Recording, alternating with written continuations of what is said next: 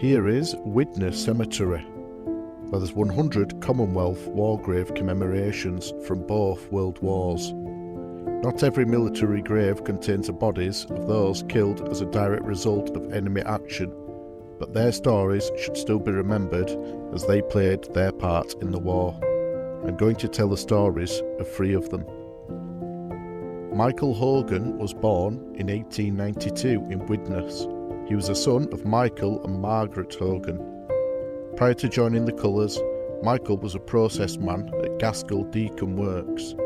On the outbreak of war, he was mobilised into the West Lancashire Royal Field Artillery. In 1916, he landed in France with his battery. After varied experiences with the forces, his end came in a very unexpected way.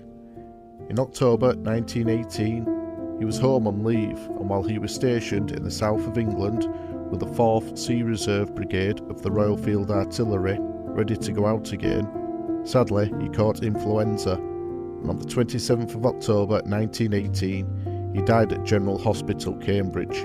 He was just 25 years old. Robert Arthur Roach was born in Widnes. He was the son of Walter and Ethel May Roach. The Second World War was underway by the time he turned 18. Feeling a sense of duty, he enlisted into the Royal Corps of Signals.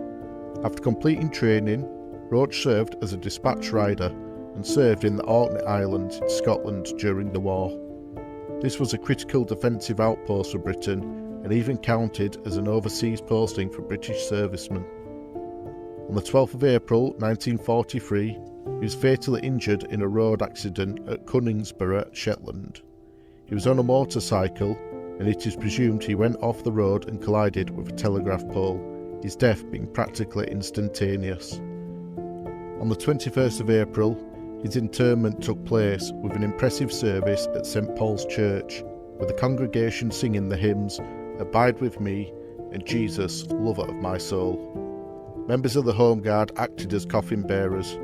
Signalman Robert Arthur Roach was just 18 years old.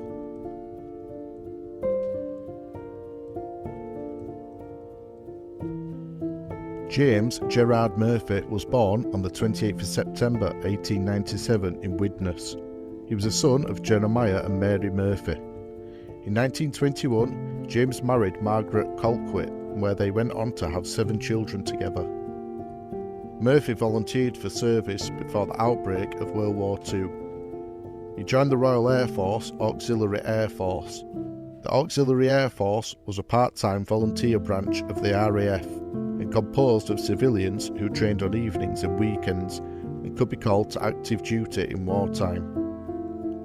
Murphy became part of Number 919 West Lancashire Balloon Squadron, a new unit formed on the 25th of January 1939, which fell under the 23rd Balloon Centre based in Birkenhead.